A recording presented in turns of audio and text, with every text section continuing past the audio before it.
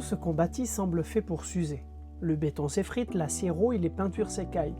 On construit, on répare, on rénove en boucle. C'est vrai pour nos maisons, nos routes et parfois pour nos vies aussi. Mais il existe des ponts, quelque part dans les forêts de l'Inde, qui, eux, ne s'usent pas. Le temps ne les fragilise pas. Au contraire, ils grandissent, ils se renforcent. On respire un bon coup et on regarde ça ensemble.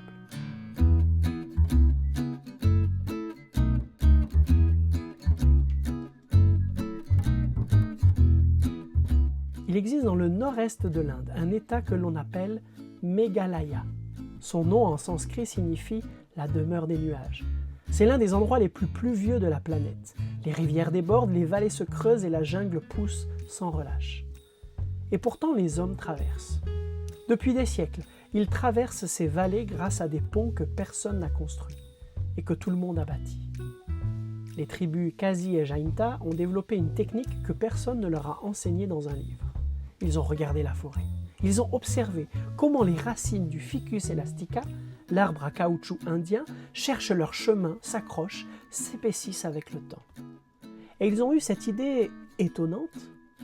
Et si on guidait ces racines? Et si on leur donnait une direction? Ils installent alors des cadres en bambou au-dessus des rivières, ils y glissent les jeunes racines, ils les orientent, les attachent, et voilà le début d'un pont. Pas un pont qui se construit par la force, mais avec patience. Car voilà ce qu'il faut comprendre, ces ponts ne se construisent pas, ils se cultivent. Il faut 10 ans pour qu'un pont commence à être praticable, 15 à 20 ans pour qu'il supporte le poids d'un homme, et ensuite, il ne vieillit pas, il grandit. Chaque année qui passe, les racines s'épaississent, les entrelacs se resserrent, le pont devient plus fort, plus large, plus solide. Certains de ces ponts ont plusieurs centaines d'années, et ils portent encore.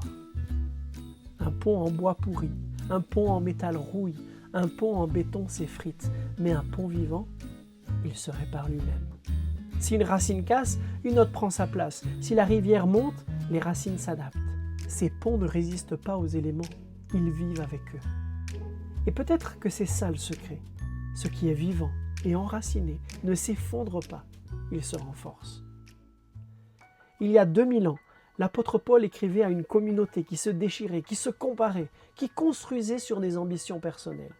Il leur dit la chose suivante, 1 Corinthiens 3, à partir du verset 10. « Selon la grâce de Dieu qui m'a été donnée, j'ai posé le fondement comme un sage architecte, et un autre bâtit dessus. Mais que chacun prenne garde à la manière dont il bâtit, car personne ne peut poser un autre fondement que celui qui a été posé, à savoir Jésus-Christ.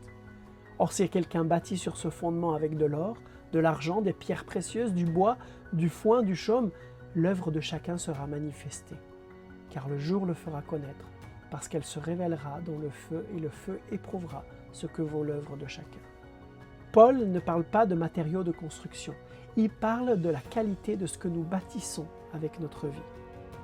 Les habitants de Meghalaya, sans le savoir, nous offrent une image magnifique de ce texte. Ils auraient pu construire vite, en bois, en bambou, des ponts qui servent quelques années et qu'on remplace. Des ponts pour le bénéfice de ceux qui ont entrepris de les construire. Mais ils ont choisi autrement. Ils ont choisi de bâtir vivant, de bâtir pour ceux qui viendraient après eux. Et si c'était ça, la vraie question de nos vies? Quelles sont les racines que je laisse croître dans ma vie? Est-ce que je bâtis quelque chose de vivant, de durable, enraciné en Dieu? Ma foi traverse-t-elle les saisons, la pluie, le temps? Et cette question peut-être la plus concrète, avec qui suis-je en train de tisser quelque chose qui durera? Prends le temps d'y penser. Prends le temps de respirer.